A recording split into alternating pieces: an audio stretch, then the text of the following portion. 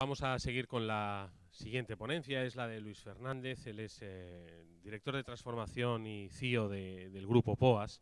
Nos va a hablar de la importancia de la visión. Él la ha reflejado en un libro, Mi visión de lo posible, el triángulo de la transformación, y con su experiencia y la de su empresa, la que representa, vamos a conocer la siguiente ponencia. Deciros que el grupo POAS es una empresa especializada en el mercado de la instalación, mantenimiento y reparación de terminales de puntos de venta, así como en la ingeniería, diseño e implementación de infraestructuras y redes de telecomunicaciones. Luis, adelante. Muchísimas gracias. Supongo que se verá la ponencia en algún momento. Yo quisiera empezar esta primera presentación intentando, probablemente muchos de vosotros me digáis, aterriza, aterriza. No voy a hablar de tecnología, soy informático de carrera. No es que me sienta muy orgulloso de ello, pero hubo un momento en que tuve que dedicarme a la consultoría. Durante muchos años he sido consultor tecnológico, he trabajado en grandes compañías y hubo un momento que me tocó sentarme en el otro lado. Hasta hace muy poquito he sido director de UX de Bankia y decidí en un momento dado dedicarme de lleno a la transformación, sobre todo preocupado por no tanto las grandes compañías, sino las empresas medianas y pequeñas como es el Grupo POAS, que está en esta fase de transformación. Una de las primeras cosas que me di cuenta en estos últimos 8 o 9 años que llevo involucrado en proyectos de transformación, casi como investigador, no tanto como experto, porque en esto uno aprende mucho de los fracasos. Y la gran lección que yo he aprendido en los últimos años es la importancia de la visión. ¿Cuántas veces nos hemos equivocado en proyectos de transformación? Probablemente por una visión equivocada. Escribí un libro al respecto que se llama Mi visión de lo posible, el triángulo de la transformación, que es un poco este manifiesto que refleja de alguna forma la conciencia. Dejadme que os cuente una anécdota personal, porque como consultor yo me he dirigido muchas veces a grandes consejos, grandes directivos que son cero tecnológicos, la mayor parte de ellos, pero son grandes empresarios que tienen buenas ideas. Convencerles de la necesidad de la transformación tecnológica exige un lenguaje que muchas veces no nos entienden. Tener conciencia digital es complicado. Pero os cuento una anécdota personal. Yo tengo 7 hijos, el más pequeñito tiene 6 años. Un día en casa estábamos comiendo y tenía que hacer un trabajo el año pasado de a qué profesión se dedica mi papá. Estábamos con los hijos mayores, el mayor tiene 26, es arquitecto, el tercero estudia telecomunicaciones, con lo cual hablamos un lenguaje muy parecido. Y yo les explicaba, su madre también, con la tarjeta de visita, bueno, pues que yo me dedicaba a esto de la transformación, que había sido consultor, etcétera. El pobre chico, pues hacía lo que podía, ¿no? Nos miraba así, con una cara un poco extraña, pero la conversación era bastante divertida.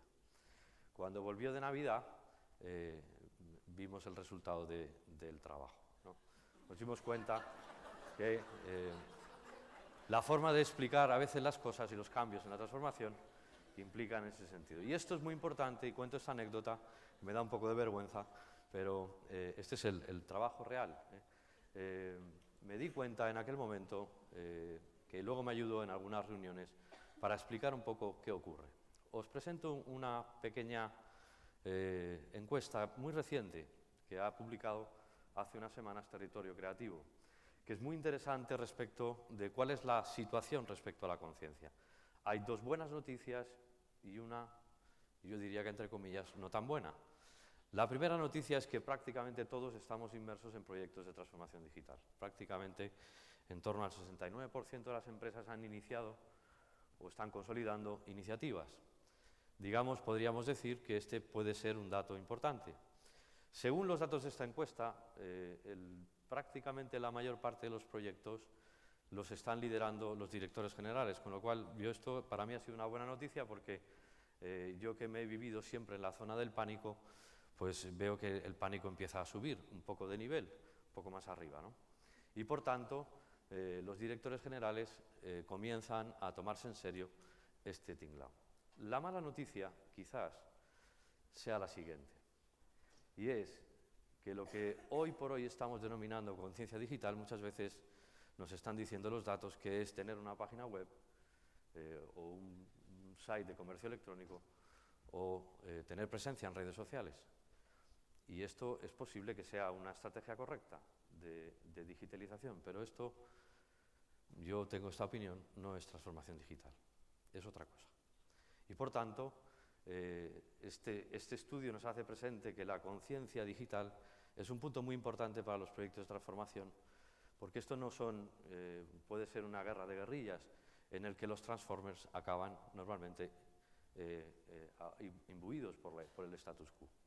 Los que vivimos la época .com nos dimos cuenta de esto muy rápido y, por tanto, tenéis que ver que la mayor parte de las empresas, y esto es un problema serio, enfocan sus proyectos de transformación de una manera más táctica que estratégica. Y yo no conozco grandes iniciativas de transformación que no sean lideradas desde arriba por el propio impulsor. Y en España tenemos algunos casos, 2, 3, 4, 5 empresas que el CEO de la compañía está liderando el proceso de transformación digital de una forma agresiva. Y lo que me preocupa en este sentido es muchas pymes, y digo pymes en el sentido como la nuestra, que son 1000 empleados, 80 o 90 millones de facturación, son empresas grandes, que pueden ser amenazadas si no comparten seriamente en los comités de dirección los retos y los objetivos de transformación digital. Yo como investigador estoy muy preocupado en este sentido y he intentado los últimos 2 años, mi próximo libro se llama Transformación S.A., lo publicaré probablemente el mes de septiembre, y voy a intentar desgranaros algunas de las ideas de por qué, no tanto el qué hacer, que luego lo diré, sino el por qué es importante la transformación digital. El primer caso es este señor, que supongo que habéis oído hablar, que es Arthur Clarke. Arthur Clarke, además de ser conocido por ser el autor de Odisea en el espacio, tiene un libro que escribió en los años 60, tremendamente interesante y muy visionario, y muchas de sus tesis están muy reflejadas en los cambios que vemos hoy. Lo llamamos las bases de la inteligencia artificial y que son algunos aspectos del cognitive computing tan importante es, porque es verdad lo que decía anteriormente mi compañero de ponencia, la información es un dato clave, pero lo más importante es monetizar el valor de la información. Y en ese sentido, esto está dando origen, digamos, con unas tesis muy importantes de cómo fijar los retos en términos de imaginación, que es un poco las leyes que Clarke establece. ¿Cómo podemos ir más allá de lo imposible? Que es la clave de la innovación. No se puede innovar si no somos capaces de romper las reglas y reinventar muchas veces lo que son negocios. Muy preocupante, por ejemplo, en empresas de B2B. No tanto en B2C, donde esto se ve más claro, pero empresas que van al B2B se enfrentan a esta pregunta de yo no tengo que digitalizarme. Y hay un punto clave. Las empresas B2B que estéis aquí representadas tenemos que aprender a pensar en el B2C, en el C de nuestros clientes, para poder aportar valor. Y aquí el punto de información es muy importante. El segundo es este señor, George Moore. ¿Conocéis la ley de Moore? Que está haciendo presente, digamos, lo que estamos viviendo en términos de los dispositivos. El propio Moore decía que su ley, de alguna manera, que es una ley científica, es una ley empírica, de alguna forma ha hecho posible que hoy tengamos los teléfonos que tenemos, porque la tecnología cada vez es más potente, más pequeña. Moore decía que su ley terminaría aproximadamente en 2020. Con los nuevos materiales y las nuevas investigaciones que se están haciendo, veremos dispositivos que podrán estar en nuestra propia ropa y serán inteligentes, transmitirán información y conocimiento y, por tanto, otras compañías podrán monetizar el valor de esa información. Estas dos leyes iniciales, digamos, da pie a una tercera, mucho más importante, mucho más trascendente, que es Tim Berners-Lee, y lo que produjo con el cambio profundo de lo que es Internet, y que quizás sea el origen y la causa de por qué la burbuja .com a finales de los 90, 2000 estalló. Probablemente en aquella época muchos de las empresas que se lanzaron al mercado se encontraron con una tecnología probablemente incipiente, en algunos casos comenzaba la madurez, pero había un problema y era la falta quizás de mercado. 20 años después las cosas han cambiado. No quiero hablar de compañías, quiero hablar de modelos económicos. Es decir, la economía es la clave, lo que ha cambiado es la forma de hacer negocios. Y el primer exponente, sin ningún lugar a dudas, es Google, que es lo que yo denomino, digamos, en mi investigación, la economía del conocimiento. Porque lo que ha cambiado realmente son los comportamientos, los hábitos nuestros, todos los que estamos aquí, nos relacionamos en los distintos momentos de la verdad en el que tenemos que consumir productos y servicios en un comportamiento muy digital. Lo que antes veíamos en la televisión y después íbamos al supermercado, hoy somos capaces de hacerlo de una manera digital, con nuestro teléfono móvil, nuestro smartphone o nuestro iPad, para, digamos, esto que Google ha definido, el momento cero de la verdad. Y por tanto, este es el primer reto de las organizaciones, aprender a hacer economía en la economía del conocimiento. Sin duda, el segundo aspecto es la economía social. Es decir, las grandes compañías están viendo cómo no tener presencia en redes sociales, sino cómo dirigir al cliente social, a todos nosotros, un producto socialmente atractivo, más allá de las iniciativas que se ponen en marcha de cara a pues dar soporte a través de Facebook o vender o tener una experiencia. Y el tercer elemento clave y fundamental de la transformación es que no es una economía basada en productos y servicios, porque eso es fácil de copiar y los herejes que están en esta nueva economía son capaces de reinventar y hacernos que desaparezcamos del mercado en relativamente poco tiempo. Y el gran exponente, sin duda, es Apple. Es la economía de las experiencias. Y por tanto, eso ha puesto a las personas, sean clientes, sean proveedores o sean empleados, en el centro de toda la actividad. Y por tanto, estas leyes que hablábamos antes dan origen a este reto. Y lo que tenemos que hacer las empresas es aprender a utilizar la información en los aspectos del comportamiento social de las personas y diseñar experiencias que podamos monitorizar de una forma eficiente, de una forma rentable para nosotros. Sin duda hay alrededor, es decir, la ventaja que tienen estas compañías, que hace 15 años eran startups. No olvidemos que Apple en el año 95-96 estaba en la bancarrota y tuvo que ser prácticamente rescatada y reinventarse. Estos señores manejan de una manera absolutamente, con una habilidad extrema, las distintas tecnologías emergentes que están haciendo que la sociedad digital sea una realidad.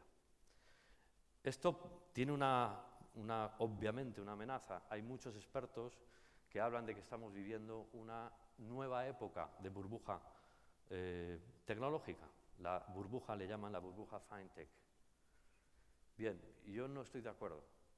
Yo creo que esas empresas, la ventaja, y esto es un dato, una estadística reciente de Wall Street Journal hace 3 o 4 días, nos demuestran que este es el camino y además estas compañías cuentan con el potencial y con el dinero suficiente. Por ejemplo, algunas cifras que aparecen aquí, por ejemplo, el caso de Apple es extremadamente tremendo, pero el caso de Facebook solamente con lo que ingresa por publicidad alcanza o supera los beneficios netos de grandes compañías españolas de nuestro mercado, incluidos bancos importantísimos. Por tanto, es una innovación que ya no tiene fin y que va a romper de alguna forma la forma en que hacemos negocios de forma tradicional. ¿Cuál es el verdadero reto, desde mi humilde opinión, como investigador? Es decir, esto es un avión, y este es el símil que yo pongo, ¿no? Un avión cuatrimotor, para lo que es necesario transformar. No basta con hacer algunas cosas. Y yo no tengo ninguna duda, y lo decía en la época.com, desaparecerán las oficinas bancarias, las oficinas se transformarán, es como hablamos del lenguaje hoy, pero sin duda las amenazas en las industrias son bastante serias. El primer aspecto sobre la visión es el tema estratégico. Es decir, la transformación es algo estratégico, no es un tema táctico. Y por tanto, hay que tomar conciencia desde lo más alto de la dirección de la importancia que tienen estos 3 ejes. Lo primero, la experiencia del cliente. Lo segundo es cuál es nuestro modelo de procesos y cómo operamos. Hay que ser eficiente, hay que ser ágil, hay que ser rápidos. No hay ninguna duda que la tecnología es un motor, pero la tecnología es un medio. Yo soy tecnólogo y la función mía como CEO de la compañía y obviamente como director de transformación es estar pegado al negocio y hacer, digamos, como el Chief Acceleration Officer, no tanto gestionar estrategias tecnológicas. Y por tanto es necesario que esos procesos sean flexibles, reutilizables, dinámicos, que se puedan fácilmente encarar, que los servicios puedan ser reutilizables y obviamente ser capaces de llegar a cualquier persona allí donde esté, sea en un entorno presencial, sea en un entorno digital. Esto no se hace como una iniciativa particular de un grupo. Normalmente suelen fracasar los proyectos de este tipo.